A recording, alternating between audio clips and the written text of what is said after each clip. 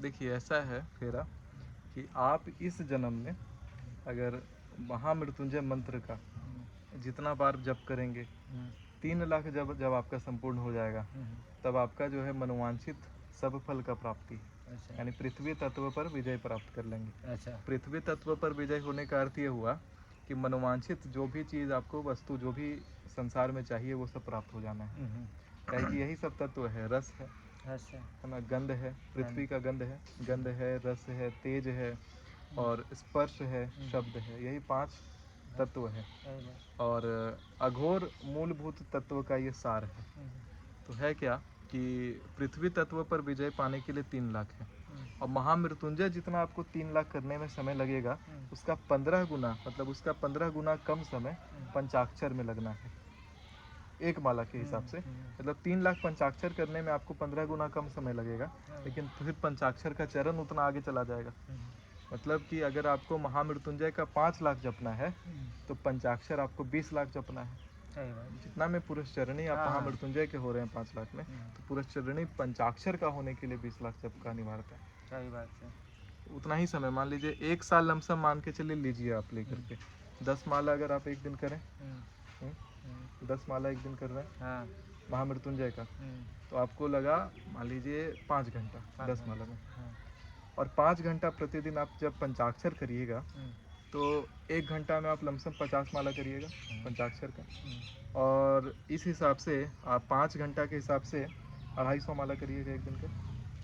250 माला का मतलब कितना हो गया? ये हो गया आपका लमसम 25,000 हो गया। 25,000 एक दिन में हो गया। तो इसी तरीके से आपको 20 लाख तक पहुंचना है ना। तो इसी तरीके से आपको फिर इस जप को पूरा संपुट बनाना है। 25,000 ठीक है, ऐसे लोग 16 माला भी करता है, 10 माला भी अगर आप संकल्प लेकर के करते हैं तो भी कर सकते हैं, लेकिन उसमें समय अधिक लगेगा। 20 लाख पहुंचने में 20 वर्ष लग जाएगा।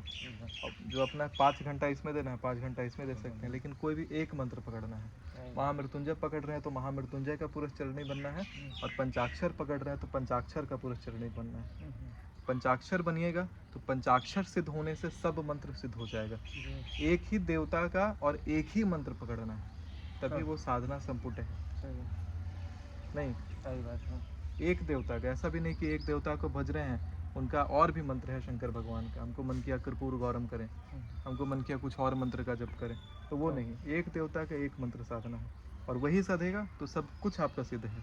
फिर आपको कोई बोला कि उल्लू बनाने वाला मंत्र लेके आओ, कोई बोला कि कहाँ से नहीं, कोई बोल दिया कि आदमी को तोता बना के उड़ा दो, ऐसा मंत्र तो उसका सिद्धि करने की जरूरत नहीं है। वो मंत्र बस आपके पास आया कहीं से, बस उसका एक बार जप करिए, कोई मंत्र एक बार में उतना ही कार्य करेगा जितना सिद्धि करने पे। शिव पुराण में अंकित कि पंचाक्षर जो सिद्ध कर लेते हैं उन्हीं का क्या है कि पंचाक्षर सिद्ध होने के बाद जो है सभी मंत्र संसार में जितना कुछ है सब सिद्ध हो जाता है। यानी पेड़ पौधा का भाषा हो, कीड़ा मकोड़ा का भाषा हो, चाहे कुछ भी भाषा हो, सब कुछ एक बार में सिद्ध हो जाता है। तो इतना बढ़िया महिमा। और अभी का जो जन्म मिला है मनुष्य योनि में, तो मनुष्य योनि में होकर के अगर हम लोग जप नहीं करेंगे पंचाक्षर का या महामृत्युंजय का, चाहे गायत्री का, जो भी जप है, तो अगर नहीं करेंगे तो फिर हम लोग को जन्म लेना पड़ेगा। और मनुष्य में जब जन्म मिलेगा, जब मनुष्य में जन्म, मतलब अभी बहुत योनि हो सकता है बढ़ के, तो जब मनुष्य में वापस जन्म मिलेगा तब फिर मौका मिलेगा कि हम दोबारा से जप को पकड़ें। क्योंकि पहले किसी ना किसी काल में यही कर रहे थे कि मनुष्य योनि में आ गिरे, और उसी को करते करते करते करते आगे हम लोगों का जीर्णोद्धार होना है, तिरोधार होना है। और उसी को करने के लिए सर्वप्रथम जो है हम लोग इस लोक में करते करते हम लोग इसके ऊपर के लोक में जाएंगे। जब तक पृथ्वी तत्व पर विजय नहीं प्राप्त होंगे तब तक तो इसी 14 भुवन में रहेंगे, चाहे नीचे रहेंगे चाहे ऊपर रहेंगे। पृथ्वी तत्व मतलब हो गया गंध तत्व। गंध तत्व पे विजय पाने के लिए पुरुषचरणी किसी एक मंत्र का बन जाएंगे तो 14 भुवन में जन्म लेने से मुक्त होंगे। 14 भुवन के ऊपर जाना है, तो जो 14 भुवन के ऊपर जाएंगे तो 14 भुवन के ऊपर में जो जिस प्रकार का लोक है वहाँ पर देवता इत्यादि विचरण करेंगे। अग्नि तत्व तक हम लोग जब पहुँचेंगे तो देवता के समान हम लोग देवता के लोक में जन्म लेंगे और देवता बन जाएंगे।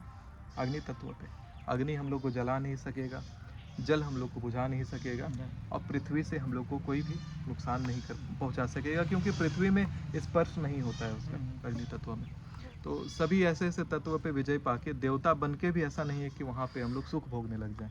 सुख नाना प्रकार का वहाँ पे, अभी जिस प्रकार का 14 भुवन में जितना सुख है वो सब नश्वर है, और उसके ऊपर का भुवन में जितना सुख आएगा वो सब आपका जो है वो स्थिर रहेगा, मतलब अलौकिक अनंत सुख रहेगा, अमोघ सुख रहेगा। अमोघ सुख ऐसा हुआ कि इसमें जो भी व्यक्ति हैं जप में बहुत आगे बढ़ गए हैं, तो अमोघ सुख में उनका आँख में निरंतर अश्रु का प्रवाह होना, फिर हमेशा प्रसन्नचित्त होना, ये सब अमोघ सुख है। जो भी हम लोग अभी लालसा कर रहे हैं, ये चाहिए, वो दे दो, वो दे दो, वो सब कुछ जो है वो आपका नश्वर सुख है। नश्वर, मृत्यु लोक का नश्वर सुख है। नश्वर सुख को भोगने से बढ़िया कि हम लोग अमोघ सुख को भोगें। अमोघ सुख को प्राप्त करने के लिए ही ऊपर के लोक में जाना पड़ेगा। अमोघ सुख को भोगने का शक्ति मनुष्य शरीर में है ही नहीं। इसके लिए दिव्य शरीर धारण करके ही अमोघ सुख आप भोग सकते हैं। तो दिव्य शरीर धारण करके, देवता शरीर धारण करके जो सुख देवता भोग रहे हैं वो सुख हम लोग भोगेंगे। उसका कल्पना भी कर पाना भी मनुष्य के लिए मुश्किल है। इसके ऊपर जब हम जाते हैं, देवलोक के ऊपर जाएंगे, इसी जप को करते करते 108 करोड़ का चरण बताएं पंचाक्षर का। तो 108 करोड़ से पहले ही जब हम जप में बढ़ेंगे आगे, तो ब्रह्मलोक में पहले जन्म होना है, ब्रह्मा जी का पार्षद बन के जन्म होना है, उनका मंत्री बन के जन्म होना है। उसके बाद फिर हम लोग को जन्म लेना है तो ब्रह्मा जी के पुत्र के रूप में लेना है, फिर भी जपते रहना है, और फिर स्वयं ब्रह्मा बनना है, फिर भी जपते रहना है। ब्रह्मा बन के फिर विष्णु बनना है, फिर भी जपते रहना है। विष्णु बन के फिर रुद्र पद को प्राप्त करना है, फिर भी जपते रहना है। और रुद्र पद को प्राप्त करके महेश्वर पद लेना है, फिर भी जपते रहना है। महेश्वर पद ले करके और फिर हम लोग को सदाशिव पद को प्राप्त कर लेना है, और फिर हम लोग विलीन हो जाते हैं। जीवन मरण के सब चक्र से मुक्त हो जाते हैं, काल चक्र से मुक्त हो जाते हैं, और सर्व माया से मुक्त हो जाते हैं। क्योंकि उसी माया में केवल ये जो विष्णु पद से माया मुक्त हो जाते हैं सब कोई।